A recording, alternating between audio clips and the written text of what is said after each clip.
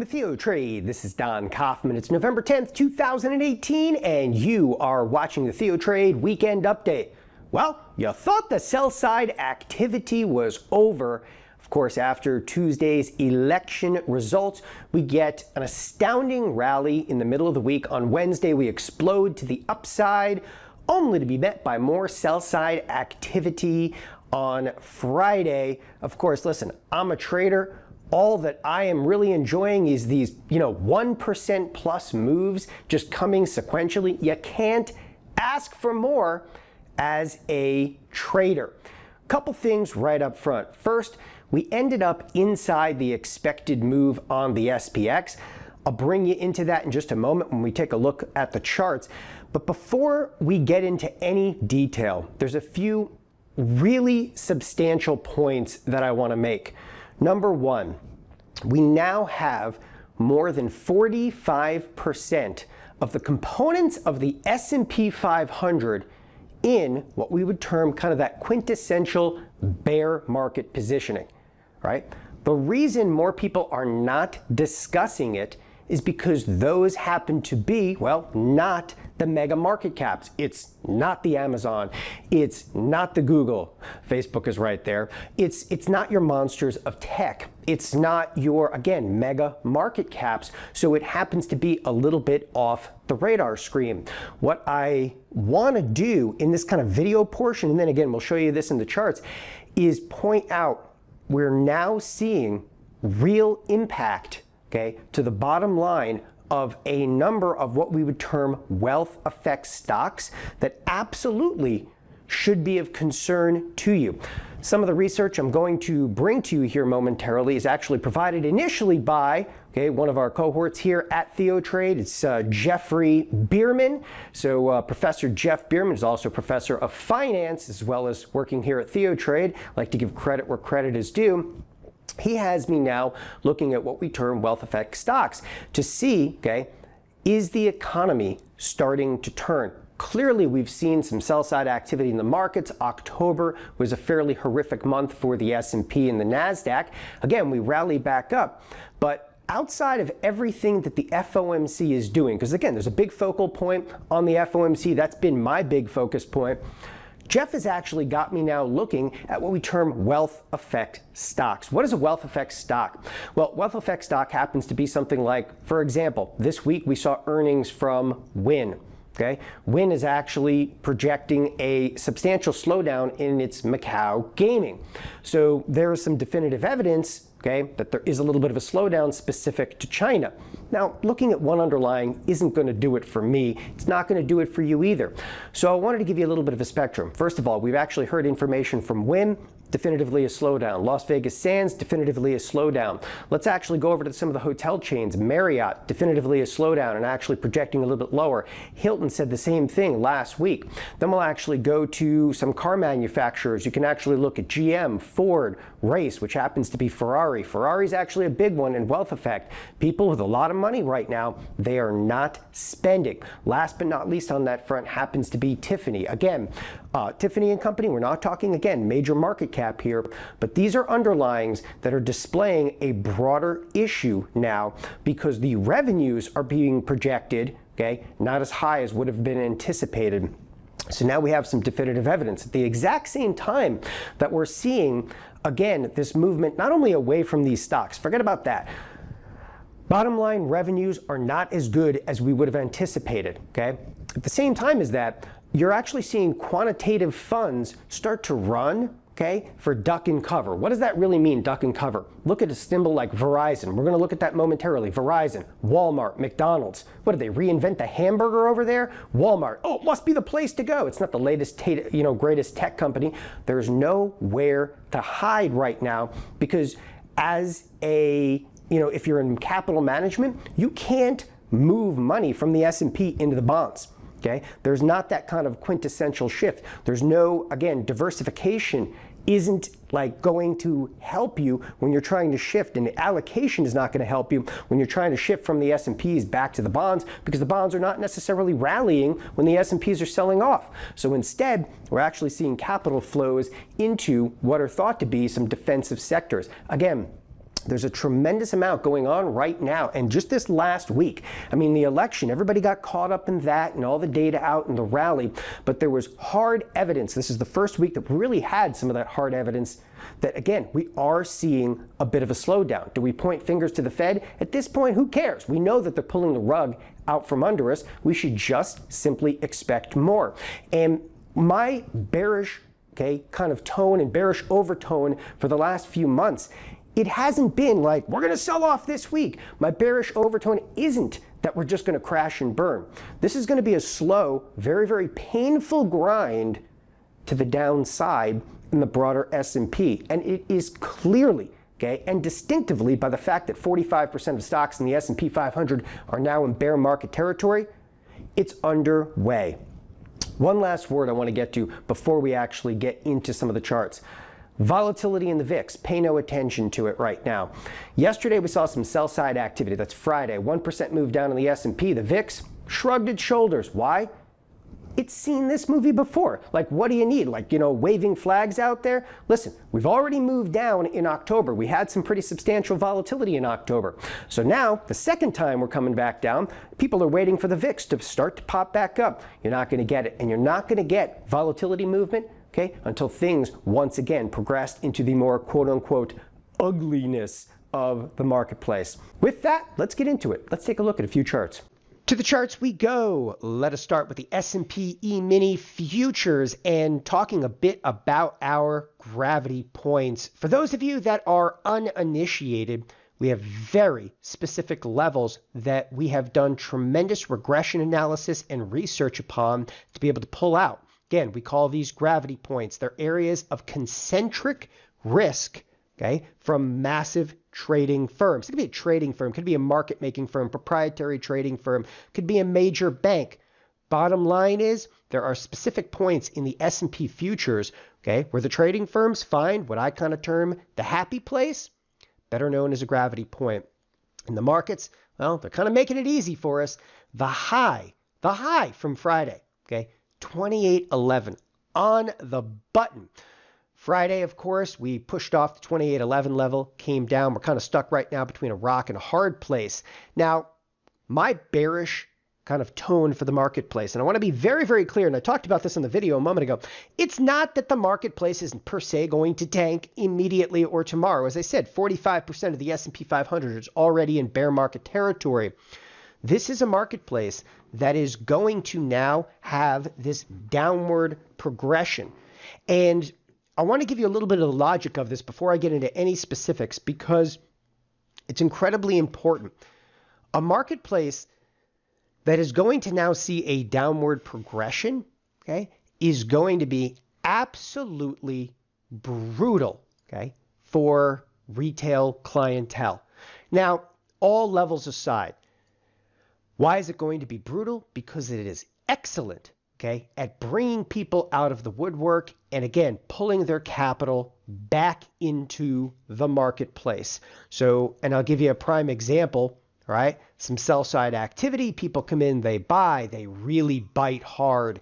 The election, from Wednesday, oh, come on, it's explosion to the upside, and all of a sudden, whack, we're down 1%.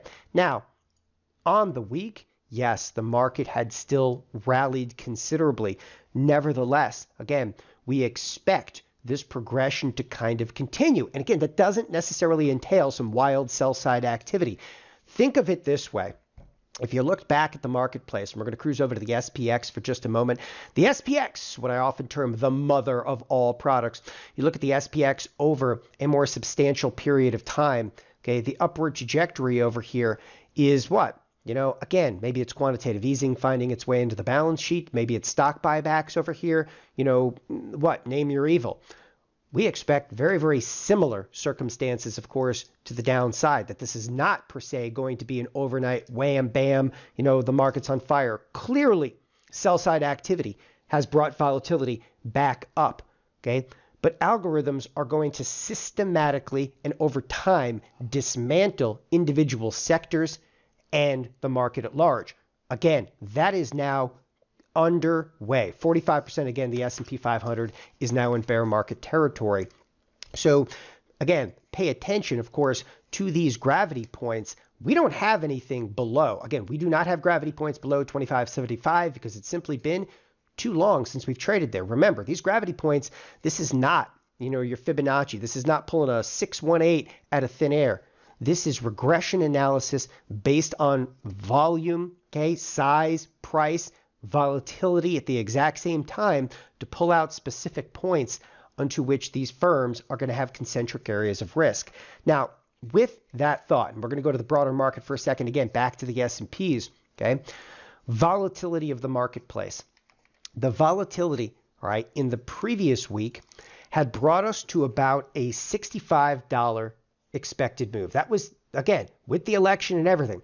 We burst to the upside and outside the expected move only to actually pull back in it. Now, for those of you, again, I said, people are starting to listen now because that's precisely, okay, to a T what we discussed would happen on our Wednesday video. On the Wednesday video, there's no telling, like we could have actually stayed outside the expected move, but there's an extraordinarily high probability based on current implied volatilities that we're going to pull back inside the expected move. And we did just that. Now, okay, now you have to start to question all the buy side activity that you saw throughout the course of the week, because it only took, again, one trading session to shock everybody back into place. Now, one thing that I think is a little bit disconcerting is that this next week, okay, this is right around a $50 expected move. That means we're supposed to move about $50 higher, $50 lower. Now, again, and I reiterated this last week, and I'm going to hit it again. It looks low to me. Okay, I don't like it. I don't have to like it. I don't want to like it. I mean, come on, it's a $50 expected move, and you're like, well, why? Why is that low? Why does that even matter? Why should I care? You should care if you're trading options. I am not enticed to sell option premium in the short duration. Doesn't mean I'm not going to sell stuff in longer duration, but in the short duration, no way, no how. I'm telling you, okay, that historical volatility, what is that? That's actual price movement in the marketplace. This historical volatility is still outpacing implied volatility. Doesn't really make a whole lot of sense, okay? But, and again, to make this point very, very clear, it's about a $50 expected move. Yeah, that's pretty much what we moved. Whether you want to look at the S&P futures, whether you want to look at the SPX, it's kind of what we moved, like to the point in one trading session. So you're supposed to tell me the whole week we're supposed to be in a $50 range, but we're moving, okay, $50 in a day. I don't know. It's Mr. Toad's wild ride. I'm not selling short duration premium in there. Now, let's switch gears completely over here. We've talked ad nauseum about expected moves in the SPX, and it's important, okay? It's important to know, first of all, where these things lie and kind of give yourself orientation of the expected move throughout the course of the week, because you knew on Wednesday we blew outside of it. But that, again, gives us a high probability of coming back down to come inside of it. Now, let's start to get to some specifics. As I mentioned in the video portion of this, the VIX, okay? The VIX doesn't necessarily have to ignite back to the upside. I know a lot of people are like, oh, yeah, we moved down, okay? We moved down in the S&Ps, but the VIX barely budged. It barely moved. Because as I said, it's seen this movie before, all right? Once you've actually seen some ugly turmoil inside of the S&Ps, don't expect this VIX to ignite unless, okay, these S&Ps, they got to have what I would term like an ugly breakthrough. They got to start breaking through, 2682. Yeah, the VIX will start to pick up. 2626, it'll light on fire. That is important, okay? It's important to know because volatility right now, again, it's shrugging its shoulders at this marketplace, which a lot of people pay attention to volatility. They're like, it's safe to get back in the water. Okay, is it really safe at a 17 VIX at a marketplace that just moved, 50 handles in a day? I don't think so. Okay, I don't think so at all. I think it actually displays that the marketplace is still extraordinarily dangerous. Now, with that, as I said, real data is out. Wealth effect stocks. And again, I want to give credit to Jeff Bierman on this particular front. These wealth effect stocks, what do they happen to be? All right, first of all, bring up something like Marriott, year-to-date percentage. It's not that it's down 12%. I don't even care so much about the chart. They basically said, things are not going to be spectacular, per se, moving forward. How did the stock react? Well, it kind of already was priced in. But, Marriott alone wasn't enough. So I had to look, of course, at Hilton. Hilton is down about 10, 11% year to date. Also, very, very similar announcement in their earnings, which was, again, prior to, of course, Marriott. Now, moving forward from that, what really kind of drew me into this was the mention from Wynn. Okay. Wynn. Now, Wynn has had a lot of problems. Clearly, they've changed the CEO, they've changed the chairman. That's one of the reasons it's down 40%. But when Wynn starts talking about Macau gaming not being good, the bottom line is people aren't spending money.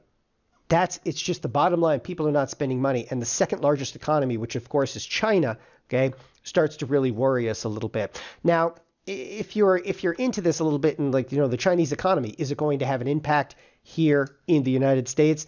Absolutely. Okay. And there are, again, going to be some more signs that we'll probably get in the next couple of days. But if you start to look at something like Alibaba, of course, is going to have Singles Day tomorrow. It's this weekend. Singles Day, another reason to buy crap.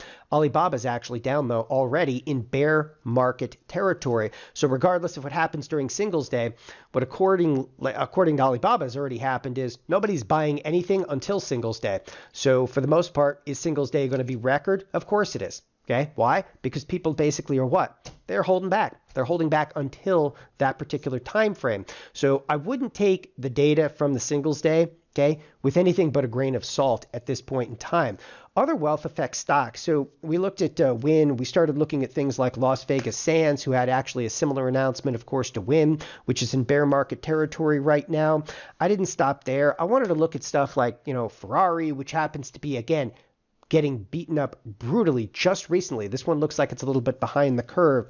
We saw numbers from Ralph Lauren, which were not great earlier in the week, actually projecting a little bit softer, but this is still up 18%, very brand specific. Okay. Then I started looking at things like Tiffany and Company, which is still up about 3%. Again, getting whacked back, not in bear market territory. There could be some opportunities, of course, in here. We could bring up GM, we could bring up Ford, okay, and we can go on and on and on these individual stocks that are considered, again, either high ticket items or wealth effect. They're not doing well.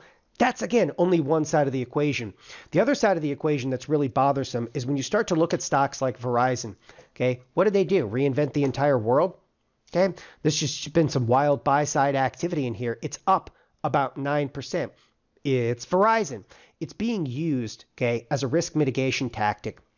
It's paying a 4% dividend. So rather than go into the bonds, okay, fund managers are actually dumping capital into Verizon. They're dumping capital into stuff like Mickey D's, McDonald's. McDonald's is also, it's kind of shocking to me to look at this again in some of the most recent trade. This is just a few trading sessions. It was up nothing on the year, and now it's up basically 8%, 7-8% on the year in about a week's trading time, which is, again, one of the more phenomenal moves that we've ever seen because it's being used, as I said, it's duck and cover. That's what this happens to be. If you don't believe in McDonald's, take a look at Walmart. Okay, what did Walmart do? Come out with a great piece of technology. This thing almost looks like NVIDIA. It looks like NVIDIA from a couple of months ago, where everybody's buying everything they possibly can. This is not a bullish, sign for the broader marketplace. There is diversification risk. There is allocation risk. And firms are literally like, that's it. We got to buy something that's going to survive over here. You can even see some of the residual effect in stuff like Costco. Okay. But meanwhile, I don't think a lot of people, they need to step back from this and recognize, well, if the economy is not doing well, eventually some of these retailers may fall, with that. All right. Or is it a rotation? All right. We're done buying Amazon. Now we're going to get into Walmart. Again, some fairly wild moves. With all of this going on, there's a lot of positions we can put ourselves into. A lot. And when I say a lot of positions you can put yourself into, you can be very, very particular in here. I am now looking to maintain some what I term duration positions. What are duration positions? Positions in excess of 3 months. Let's forget about the short term for just a second. Clearly, I've stated my case for why I think the marketplace is going to continue to contract. It's going to be, again, a very long period of time. And whenever I use the term duration and it's, net more than 3 months, I actually want to maintain a short position and or a long position. In this particular case, we're actually going to show you Microsoft. So why am I picking on Microsoft? It has nothing to do with the fundamentals in Microsoft. And I cannot stress this enough. Where people are like, oh, he doesn't like Windows. He doesn't like this. Okay. No, I don't have to love Windows. That's all right. I'm using it right now, but it doesn't have to do with the case of Microsoft. Okay. It has to do, simply put, with a percentage gain. And you have to realize how allocation tactics work on the street, how quantitative, firms are going to be cyclically rotating. If we see that 45% of the marketplace in the S&P is in a bear market, where do they then turn? You can't continue to sell down the home builders. Just compare Microsoft a second, to XHB. All right? Listen, the beatings will continue until morale improves. I get it. But eventually, they turn, and they turn on the outperformers in the class. All right? And the outperformers in this case happen to be something like Microsoft, which is literally unscathed in the midst of all of this. And when Microsoft does start to tumble, it will be, again, a wild ride to the downside. I have already initiated, a number of positions in a number of accounts. I am purchasing, in this particular instance, deep in the money puts as a synthetic, short stock replacement. Initially, I'm 69 days out, with every intention, though, of rolling the position further out in time. Microsoft is one of the many. Another one that, again, I have continued to watch. Like, you look at something like emerging markets. By the way, emerging markets is not one of my candidates to be short. I was already short emerging markets. I covered the emerging markets quite some time ago, in the midst of some of these wild down moves. Many of you will remember that. The emerging markets, it's just as I said, the beating shall continue. It's down like 17%. It's been down over 21%, Eventually, we're going to turn and we'll start to whack what's holding the market together. What's holding the market together? Oh, I am still so suspect of Boeing. Boeing is the reason, that the Dow is holding it together. 26,000 Dow? Really? A 26,000 Dow right now. You realize you could knock 6,000 points off the Dow. Let me just point this out really quick. You could knock, and I'll take this off percentage terms over here, but you could knock 6,000 points off the Dow and only set us back like what? 18 months? Not even a full 2 years? Think about that for a second. Because net, although 45% of the S&P 500 is in a bear market, the Dow itself even remains completely unscathed. With that, tune in all throughout the course of this week. We have a lot of trades we're going to be doing here at TheoTrade. There's a lot of opportunity right now. With that, thanks everybody for joining us this weekend. Have a wonderful weekend. Bye-bye.